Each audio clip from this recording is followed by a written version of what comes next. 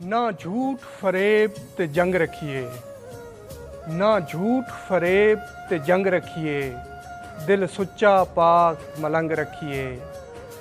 भावें कपड़े मैल कुचैले होन, भावें कपड़े मैल कुचैले होन, दिल सुथरे साफ ते गैले होन। ना हसद नफाक दा जंग रखिए, दिल सुच्चा पाक मलंग रखिए।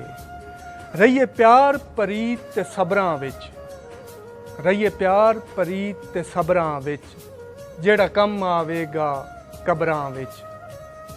क्यों मोढे तोप तफंग रखिए, दिल सुच्चा पाक मलंग रखिए।